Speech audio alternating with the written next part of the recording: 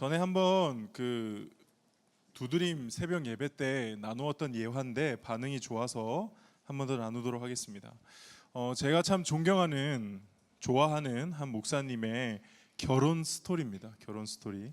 이 목사님이 이제 목회자가 되기 전에 목사님이 되기 전에 청년일 때에 교회 청년부에 와서 남자 친구들에게 이렇게 물어봤다고 합니다. 이 교회에서 가장 인기가 많은 사람이 누구냐? 가장 인기가 많은 자매가 누구냐? 모든 남자들이 선망하는 그녀가 어디에 있느냐? 그러자 사람들이 한 자매를 지칭하면서 저 자매가 이 청년부에서 제일 인기가 많다. 많은 사람들이 도전했지만 다 실패했다. 너도 실패할 거다. 그러니까 꿈 깨라. 이렇게 말을 해주었다고 합니다. 그러자 그 목사님이, 물론 그때는 목사님이 아니었죠. 그 목사님이 아주 호기 있게 오케이, 쟤 내 거다. 아무도 건들지 마라. 내가 지명하여 불렀나니 쟤는 내 것이다. 이렇게 당당하게 이야기를 했다고 합니다. 그리고 그렇게 선언한 다음에 목사님이 제일 먼저 한 게 뭔지 아세요? 그 자매 주변에 있는 모든 사람들을 포섭하기 시작하는 겁니다.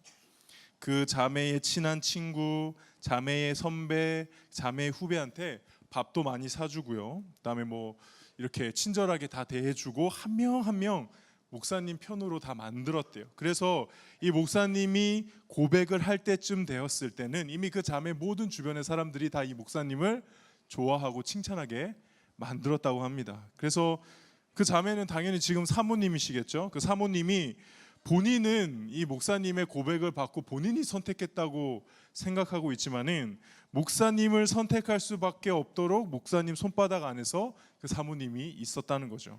그래서 신혼여행 가서 이 결혼의 숨은 내막을 알게 되고 그 사모님은 사기 결혼을 당한 것 같다고 말씀하셨다고 합니다. 물론 그 목사님과 사모님은 지금도 행복하게 잘 살고 계십니다. 그렇죠, 안성수 목사님?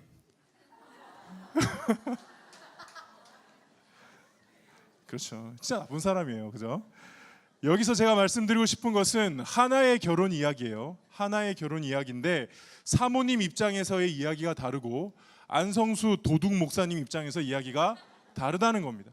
사모님 입장에서는 사모님을 너무 사모하는 한 불쌍한 청년을 구제하는 마음에 프로포즈를 받아준 정말 희생 가득한 러브 스토리라면 이 안 목사님 입장에서 보면은 납치, 보쌈, 사기 결혼, 뭐 범죄 스토리인 그런 영화 같은 거죠. 근데 요셉 이야기가 딱 그렇습니다. 여러분들 저번 시간에 안 목사님이 얘기해준 요셉 이야기 기억나시는지 모르겠는데 이 요셉 이야기는 평범한 하나의 이야기라고 생각하지만 여기에는 다른 이야기 여러 개가 숨어 있습니다.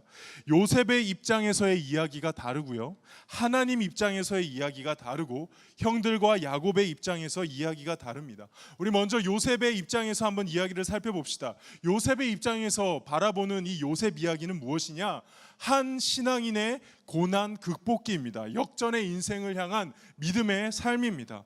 요셉이 형들의 미움을 받아 노예로 팔려간 뒤에도 하나님에 대한 신앙을 어떻게 지켰는지가 그 이야기의 초점이죠. 결국 요셉은 이집트 총리가 되었고 자신을 팔아넘긴 형들을 용서하는 아름다운 모습으로 해피엔딩을 짓습니다. 우리는 이렇게 요셉처럼 믿음과 거룩을 지키고 고난 가운데 하나님만 바라보고 살아야 하며 나중에 이 형들과 같은 원수를 본다 할지라도 사랑하고 용서해야 한다, 뭐 이런 교훈이 되겠죠. 이 내용을 이제 지난주에 우리 안성수 목사님 설교를 통해서 배웠습니다. 기억나시죠?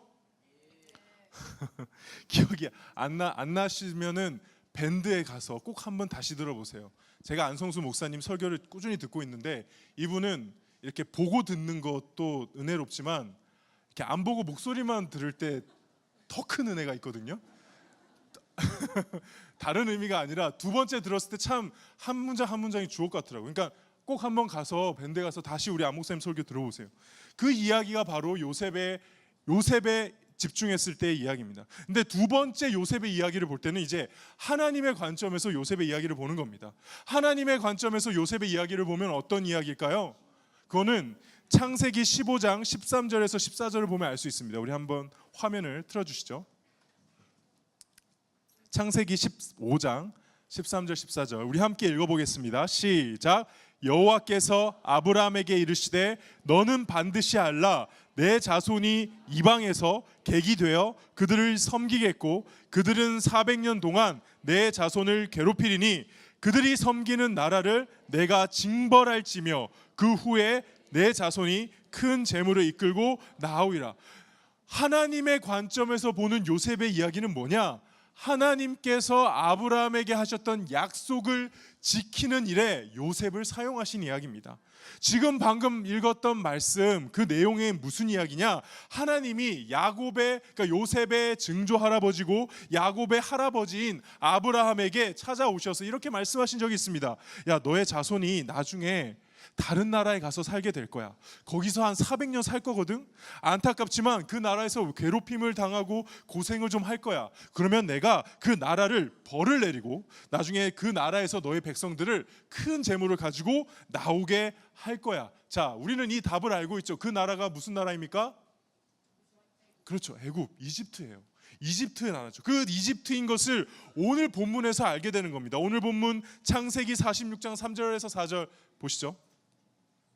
우리 한번 읽어보겠습니다. 다시 시작. 하나님이 이르시되 나는 하나님이라 내 아버지의 하나님이니 애굽으로 내려가기를 두려워하지 말라. 내가 거기서 너로 큰 민족을 이루게 하리라. 내가 너와 함께 애굽으로 내려가겠고 반드시 너를 인도하여 다시 올려올 것이며 요셉이 그의 손으로 내 눈을 감기리라 하셨더라. 이거 지금 누구한테 하신 말씀이에요? 야곱에게 하신 말씀이죠. 아까 아브라함에게 하셨던 말씀하고 유사한 거 보이시나요? 예, 맞아요. 하나님께서 아브라함에게 하셨던 그 약속을 이 야곱의 때에 요셉을 통하여서 이루어 주신 이야기가 바로 요셉의 이야기입니다. 하나님 당신의 구원을 베푸실 때 누구를 사용하신 겁니까? 요셉을 사용하신 겁니다. 저와 여러분도 하나님의 그 구원 사역에 쓰임을 받을 수 있기를 주님의 이름으로 축복합니다. 근데 여기서 끝이 아닙니다. 여기서 끝이 아닙니다. 요셉이라는 한 훌륭한 신앙인의 이야기이기도 하고 또 요셉을 사용하셔서 하나님께서 당신의 놀라운 일을 행하셨다는 하나님에 대한 이야기이기도 한데 또한 요셉의 이야기는 누구의 이야기냐? 요셉의 형들의 이야기입니다. 그리고 야곱의 이야기입니다. 다시 말해서 요셉의 이야기는 보통 인간들의 이야기이기도 한다는 것이죠.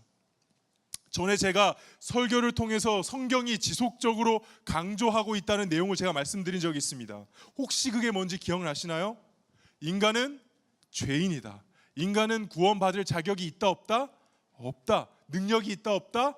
없다. 완전히 절망 가운데 지옥으로 달려가는 존재가 바로 인간이다. 근데 요셉의 이야기도 그 강조점은 계속됩니다. 특별히 형들의 입장에서 요셉의 이야기를 바라보면 그렇습니다. 그냥 죄인이다 수준을 넘어서 하나님께서 보내신 자신들의 구원자를 제거하고 없애려 하는 정말 답이 없는 존재가 바로 우리 인간들이다. 이걸 보여주는 게 요셉의 이야기라는 것입니다. 우리 한번 보도록 하겠습니다. 우리 요셉의 이야기하면 떠오르는 장면, 가장 먼저 나오는 이야기가 뭔지 아세요? 요셉이 뭐를 꿨죠? 꿈을 꾸는 장면입니다. 우리 성경을 읽지 않아도 이건 대충 들어서 알고 있습니다. 요셉이 꿈을 꿨습니다. 무슨 꿈이었습니까? 형들의 곡식단이 자신의 곡식단에 절을 하는 꿈이었습니다. 이 꿈 이야기를 했죠, 형들에게. 그러니까 형들이 기분 좋아했나요? 나빠했나요? 나빠했습니다. 그 꿈을 마치 요셉이 왕이 되는 꿈이라고 생각했던 것 같습니다. 그래서 요셉을 더욱 미워하죠. 근데 요셉은 저 같았으면 대충 눈치채고 여기서 더 이상 안 했을 텐데 또 꿈을 꾸고 나서 또 형들에게 가서 이야기를 합니다. 이번에 꾼 꿈은 무엇입니까? 해와 달과 11별이 요셉에게 절을 하는 꿈이었습니다. 이때 아버지도 듣고 있었어요. 아버지도 기분이 별로 안 좋았던 것 같아요. 그래서 아버지가 꾸짖으시면서 야, 정말 아빠와 엄마와 형들이 너한테 절하겠니? 라고 혼을 내죠. 여기서 한번 질문해 볼게요. 요셉이 지금 꿈을 말하는 이 장면이 요셉이 철이 없어서 계속 이렇게 꿈을 이야기하는 것이었을까요?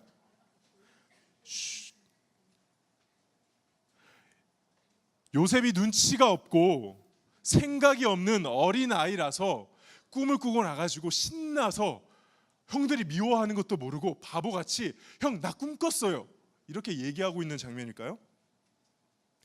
성경이 저는 좀 다르게 봅니다. 성경이 꿈이라는 것을 무엇이라고 정의하느냐에 따라서 이 이야기는 전혀 다르게 보이는데 우리 한 말씀 한번 보도록 하겠습니다. 민수기 12장 6절입니다. 우리 다 함께 읽어보겠습니다. 시작. 이르시되 내 말을 들으라. 너희 중에 선지자가 있으면 나 여호와가 환상으로 나를 그에게 알리기도 하고 꿈으로 뭐로 말한다고요? 꿈으로. 성경 안에서 꿈이란 모든 꿈을 말하는 게 아닙니다. 근데 성경 안에서 꿈이란 하나님이 선택한 사람을 통해서 하나님의 메시지를 전하는 하나의 도구가 꿈이었습니다. 하나님의 메시지는 성경을 읽어야 되는 거 아닙니까? 맞아요. 근데 이 당시에 성경이 있었습니까? 없었습니까? 없었죠. 그래서 하나님께서 하나님 당신의 메시지, 하나님의 말씀을 주실 때 직접 찾아오시기도 하시고 환상을 보여주시기도 하시고 음성을 들려주시기도 하시고 때론 꿈을 통해서 하나님이 말씀하신 겁니다. 요셉은 거기에 해당이 되는 겁니다. 그러므로 요셉이 꾸었던 꿈은 하나님께서 요셉을 통해 야곱과 그 아들들에게 주신, 요셉의 형들에게 주신 말씀이자 메시지였던 것입니다. 그러면 이 요셉은 그 메시지를 전해야 되나요? 전하지 말아야 되나요? 형들이 자기를 미워한다고 해서 무서워 그러고 전하지 말아야 하나요? 우리 말씀 한번 보겠습니다. 또 예레미야 23장 28절입니다. 읽겠습니다. 시작. 여호와의 말씀이니라. 꿈을 꾼 선지자는 꿈을 말할 것이요 내 말을 받은 자는 성실함으로 내 말을 말할 것입니다. 아마 요셉이 철이 없어서 그렇게 말했을 수도 있습니다. 성경에 잘 기록이 안 되어 있으니까요. 그리고 어쩌면 요셉은 부담감을 갖고 형들이 미워하는 걸 알면서도 하나님의 말씀을, 메시지를 전한 것일 수도 있습니다. 분명한 것은 그것이 어떤 것이든 간에 하나님이 요셉에게 꿈을 꾸게 하시고 하나님의 메시지를 주신 목적은 그것을 누구에게 전하라? 야곱과 가족에게 전하라. 그 목적인 것만은 분명해 보입니다. 말씀이라는 것이 그렇습니다. 하나님의 메시지, 하나님의 복음이라는 것이 그렇습니다. 듣기 싫어하는 사람이 있더라도 하나님이 주신 말씀이라면 전해야 됩니다. 조금 부담스러운 내용이라 하더라도, 이 이야기를 한다면 사람들이 싫어한다 하더라도, 지금처럼 설교할 때 고개 다 팍 숙이고 있다 할지라도 제가 받은 말씀이 있으면 전해야 한다는 거죠. 엊그제 로비 전도가 있었습니다. 우리 안성수 목사님 해강 중학교 예수 안 믿는 친구들 모아놓은 자리에서 열심히 복음을 전하는 장면을 봤습니다. 제가 그 모습을 보면서 처음으로 안 목사님이 멋있어 보였습니다. 처음. 진짜 이렇게 이상한 옷 입히고 막 그럴 땐 밉다가도 정말 멋있더라고요. 왜냐? 안성수 목사님이 열심히 복음을 전하고 있는데 중학생들이 아무도 안 들어요. 아무도 안 듣는다면 좀 그렇다. 거의 안 들어요. 다 핸드폰 보고 있고 옆 사람과 친구 이야기하고 있고 뒤늦게 막 계속 사람이 들어오니까 분위기 어수선하고, 근데 안 목사님은 땀 뻘뻘 흘리면서 막 복음을 전하고 있는 거예요. 그 모습이 얼마나 멋있고 불쌍하고 마음이 짠하면서도 참 대단하다 생각했는지. 안 목사님이 왜 그렇게 했을까요? 왜 그렇게 무시를 당하면서 앞에서 이야기하는데 고개 이렇게 쳐박고 있고 안 듣고 있으면 얼마나 기분이 더러운 줄 모르죠. 근데 왜 계속 꿋꿋하게 복음을 전하고 있을까요? 요셉과 같아요. 받은 말씀이 있기 때문에 그렇습니다. 받은 복음이 있기 때문에 전하지 않을 수 없는 것입니다. 요셉이 그랬습니다. 하나님께 받은 꿈, 하나님께 받은 메시지이기에 가족에게 전해야 했던 것이죠. 그때 하나님의 메시지를 받은 자들의 반응, 형들의 반응은 어땠습니까? 하나님의 말씀이다, 순종하자 그랬습니까? 아니요. 굉장히 불쾌했습니다. 메시지를 전하는 사람이 일단 마음에 안 들었고 메시지를 전하는 내용은 더 마음에 안 들었기 때문입니다. 그래서 하나님께서 자신들에게 요셉의 꿈을 통해 주신 메시지가 무엇인지 알려고 한 것이 아니라 그 메시지 자체를 거부하고 메신저도 거부했습니다. 그들이 요셉의 꿈, 하나님의 메시지를 뭐라고 해석했는지 그들의 말을 보면 알 수 있는데요. 아까 37장 8절에 보면 내가 참으로 우리의 왕이 되겠느냐. 그러니까 요셉의 그 꿈을 보고 형들은 요셉이 왕이 된다고 해석을 한 겁니다. 이 해석이 맞는 해석일까요? 틀린 해석일까요? 틀린 해석이죠. 요셉이 왕이 됐습니까? 요셉은 뭐가 됐습니까? 총리가 됐죠. 요셉이 왕이 되어서 가족들을 다스렸습니까? 아니요. 요셉은 총리가 되어서 굶어 죽을 가족들을 구원해 줬습니다. 그러면 이 꿈의 진짜 해석은 뭡니까? 이 요셉을 통해 하나님이 그 가정을 구원하겠다라는 메시지가 바로 이 꿈의 진짜 해석이었던 거죠. 근데 잘못된 해석을 하고 나니 그 요셉이 왕이 된다는 그 말이 기분이 나빠서 이 요셉을 죽이려고 하죠. 창세기 37장 20절. 자, 그를 죽여 한 구덩이에 던지고 우리가 말하기를 악한 짐승이 그를 잡아먹었다 하자. 그의 꿈이 어떻게 되는지를 우리가 볼 것이니라. 이건 형들이 단순히 요셉이 밉고 질투가 나서 죽인 게 아니에요. 요셉이 전한 메시지, 하나님의 그 메시지를 정면으로 반박하고 그 메시지를 이렇게 저항하는 차원에서 요셉을 죽이려고 했다는 것입니다. 그 다음 이야기는 우리도 잘 알고 있죠. 애굽에 팔려간 요셉이 어떻게 됩니까? 우여곡절 끝에 애굽의 총리가 되었습니다. 애굽의 총리가 되었을 때 형들이 식량을 구하러 애굽에 오게 되죠. 그리고 형들과 재회한 요셉은 그 형들을 어떻게 합니까? 용서해 줍니다. 그리고 다시 형들이 이번에는 그 요셉이 살아 있음을 아버지에게 가서 전하고 가나안 땅에 있는 자신의 모든 가족들, 아버지와 어머니가 다 데리고 애굽 땅으로 오는 이야기가 바로 오늘 본문이고 여러분도 오늘 공과 내용입니다. 오늘 본문에서 야곱은 요셉이 살아있다라는 소식을 듣고 흥분해서 요셉을 보고 싶어서 한 걸음에 애굽을 향해 달려가고 있었습니다. 모든 가족을 이끌고 말이죠. 근데 오늘 본문 자세히 보시면 야곱이 가다가 멈춥니다. 그리고 브엘세바라는 곳에서 잠시 멈추고 예배를 드립니다. 우리 한번 창세기 46장 1절 오늘 본문 1절을 읽어보겠습니다. 시작. 이스라엘이 모든 소유를 이끌고 떠나 브엘세바에 이르러 그의 아버지 이삭의 하나님께 희생 제사를 드리니. 왜 야곱은 가다가 멈춰서 하나님께 예배를 드렸을까요? 하루 바삐 요셉을 만나러 가야 되지 않나요? 죽었던 요셉이 살아났어요. 그 감격은 말로 표현할 수 없을 겁니다. 빨리 가서 우리 요셉의 얼굴을 봐야 되는데 왜 가다가 멈춰서 예배를 드리고 있을까요? 많은 신앙의 선배님들이 이 장면을 이렇게 해석합니다. 브엘세바는 어디냐면 그 이스라엘이 그 야곱과 그 가족들이 있었던 하나님이 약속한 땅 가나안 땅의 제일 남부거든요. 그러니까 브엘세바를 지나면 이제 애굽 땅으로 가는 거예요. 그 떠나기 전에 하나님의 그 약속의 땅을 떠나기 전에 이 약속의 땅을 떠나는 것에 대한 두려움과 하나님의 인도하심을 받고자 예배를 드렸다고 보는 것이죠. 저도 그렇게 해석합니다. 그 순간 하나님이 야곱에게 말씀을 받지 않고 두렵게 애굽 땅에 갈 수는 없기 때문이죠. 근데 좀 더 깊이 들어가 봅시다. 한번 잘 생각해 봅시다. 요셉을 다시 만나게 된 지금 이 순간의 야곱의 마음은 어떠했을까요? 요셉을 다시 보는 야곱의 마음 기뻤을까요? 네, 기뻤죠. 죽었던 아들이 살아났는데. 근데 한번 잘 생각해 보세요. 요셉이 살아있다는 소식이 그냥 마냥 야곱에게 행복한 기쁜 소식이만 할까요? 아닐 겁니다. 왠 줄 아세요? 잘 생각해 보세요. 죽었던 요셉이 살아있다는 말은 자신의 아들들이 요셉을 죽이려고 했다는 사실이 드러나는 겁니다.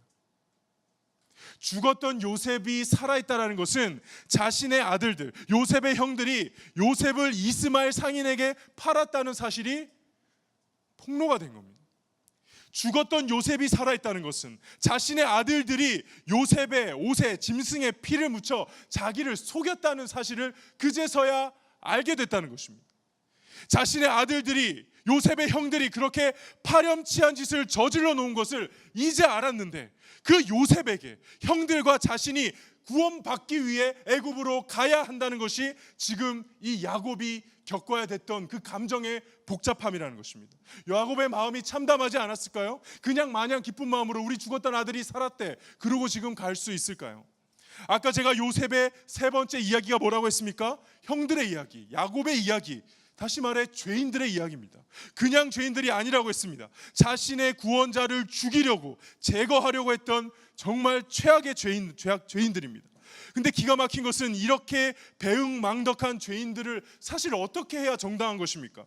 하나님은 이걸 징벌하셔야 됩니다. 확실히 죄값을 치르게 하셔야죠. 그래야 권성징악의 스토리가 완성이 되고 그래야 많은 사람들이 하나님 앞에서 하나님 정말 무섭구나, 죄 지으면 안 되겠구나, 동생을 미워하면 안 되겠구나, 이렇게 생각하고 겁을 먹을 거 아닙니까? 근데 하나님은 그렇게 하지 않으시고 그 구원받을 자격이 없는 죄인들을 마침내 그 요셉을 통해서 배척받고 미움받은 자신이 보내신 그 구원자를 통해서 결국에는 구원해 내셨다는 것입니다. 이게 요셉 이야기의 핵심입니다. 이 이야기는 성경에서 계속됩니다. 여러분들 모세 아시나요? 이집트의 왕자 모세. 모세 이야기를 어떻게 보십니까? 위대한 이스라엘 백성의 지도자의 이야기인가요? 하나님의 얼굴을 대면했던, 그래서 홍해를 갈랐던 멋진 리더, 우리가 요셉처럼 모세처럼 되고 싶어요 하는 그런 이야기인가요? 물론 그럴 수도 있습니다. 근데 모세 이야기 자세히 보시면 모세 이야기는 하나님이 이스라엘 백성에게 이스라엘 백성을 구원하기 위해 보내준 그 한 지도자 모세를 이스라엘 백성이 끊임없이 거부하고 거절하고 죽이려 했던 이스라엘 백성들의 이야기라는 것입니다. 그렇게 배은망덕하고 아나무인인 죄인들, 구원할 가치라고는 눈꼽만큼도 없는 최악의 죄인들임에도 불구하고 결국은 그 모세를 통해서 구원해 내셨다는 것이 그 모세 이야기의 핵심입니다. 예를 들어볼까요? 모세가 이집트의 왕자로 있을 때 40살 때 사람을 죽인 일이 있습니다. 출애굽기 2장에 나오죠. 우리는 그것을 젊은 모세가 혈기를 부려서 아직 하나님이 부르시지도 않았는데 실수한 거라고 보통 해석을 합니다. 근데 아닙니다. 자세히 보시면은 하나님이 이스라엘 백성을 구원하기 위해서 모세를 보냈는데 이스라엘 백성이 모세를 거절한 사건이죠. 우리 사도행전 7장 22절에서 27절까지 한번 길지만 보도록 하겠습니다. 우리 함께 읽어볼까요? 시작. 모세가 애굽 사람의 모든 지혜를 배워 그의 말과 하는 일들이 능하더라. 나이가 40이 되매 그 형제 이스라엘 자손을 돌볼 생각이 나더니 한 사람이 원통한 일을 당함을 보고 보호하여 압제받은 자를 위하여 원수를 갚아 애굽 사람을 쳐 죽이니라.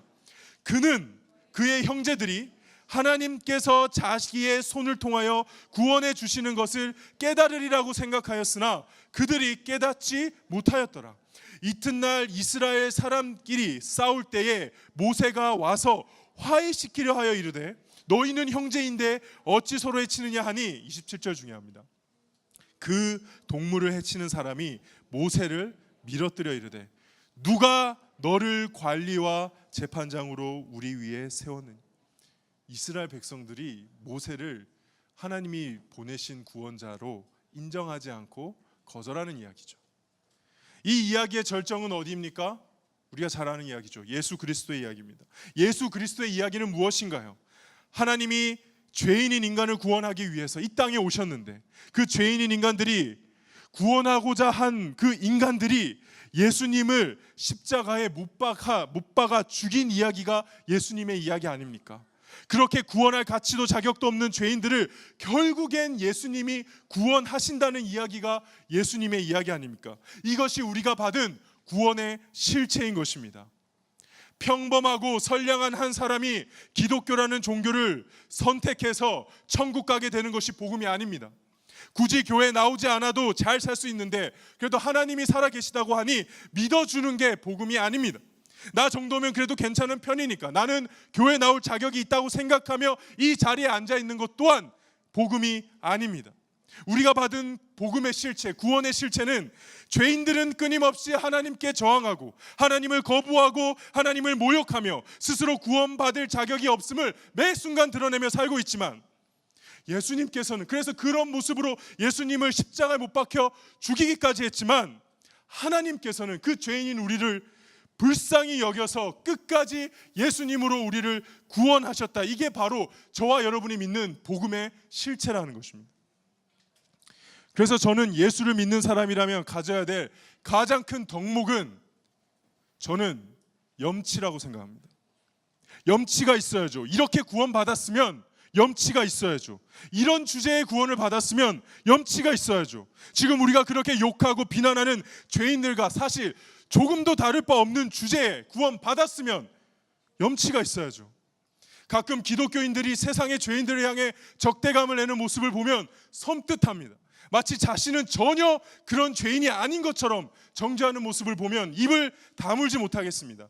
자기 딴에는 예수님을 지키겠다, 교회를 지키겠다, 복음을 지키겠다, 세상을 향해서 열심히 칼을 휘두르고 있는데 그건 그냥 베드로가 그랬던 것 같아요. 예수님 뭐라고 하셨습니까? 내 칼을 도로 칼집에 꽂으라. 칼을 가진 자는 다 칼로 망하느니라. 그리고 자신이 십자가에 못 박혀 돌아가실 때 자신을 십자가에 못 박는 죄인들을 향해서 어떻게 기도하셨습니까? 아버지, 저들을 사하여 주옵소서, 자기들이 하는 것을 알지 못함이니이다. 우리가 왜 구원받았는지 아십니까? 이 기도가 응답이 됐기 때문에 구원받은 겁니다. 우리도 똑같이 우리가 하는 것을 알지 못하는데 하나님이 은혜로 이 기도의 응답으로 우리가 하는 짓을 이제야 알게 되어서 내가 얼마나 죄인인지 알게 된 것이 우리가 구원받은 이유라는 것입니다. 그래서 저는 예수님을 제대로 믿는다면 염치가 있어야 된다고 생각합니다. 어디서 의로운 척을 할 수 있을까요? 어디서 감히 남을 판단합니까? 거룩을 주장할 때도, 순결을 주장할 때도, 정의와 공의를 주장할 때도 우리는 그리스도인으로서 염치가 있어야 될 줄 믿습니다.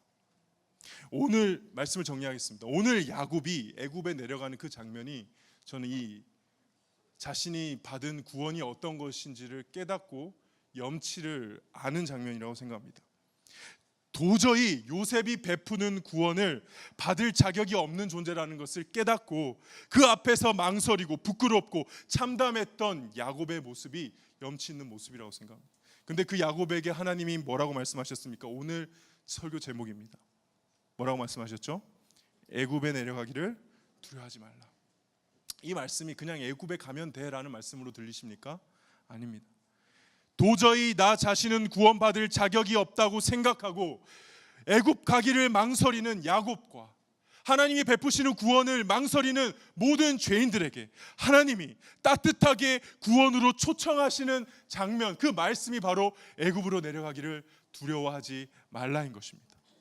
내가 많이 부끄럽고 두렵고 참담하여 구원받을 자격이 없다고 느끼는 것을 잘 안다. 그러나 내가 베푸는 구원으로 오는 것을 두려워하지 말라. 나는 내가 그렇게 한다는 것을 누구보다 잘 알고 있다. 네가 그 가운데, 그 죄 가운데서 나는 너를 선택하였고 너를 구원한 것이다. 그러니 나를 믿고 나에게로 다가오라.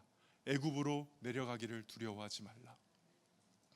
아직도 나는 구원받을 자격, 그래서 남을 판단할 자격이 있다고 혹시나 착각하는 분이 이 자리에 계신다면 얼마나 내가 하나님의 구원에 추악하게 저항했던 더러운 죄인들 가운데 하나였는지 깨닫는 은혜가 있기를 주님의 이름으로 축복합니다. 또 내가 죄인인 것을 너무 잘 알기에 감히 하나님이 베푸시는 그 기적과도 같은 구원에 감히 난 갈 수 없다, 그냥 받는다면 너무 염치 없어 보이는 이 야곱과 같은 참담한 마음이 있는 사람이 이 자리에 있다면 하나님의 이 말씀, 애굽에 내려가기를 두려워하지 말라. 이 주님이 베푸시는 그 구원을 용감히 감사하게 받을 수 있기를 주님의 이름으로 축복합니다.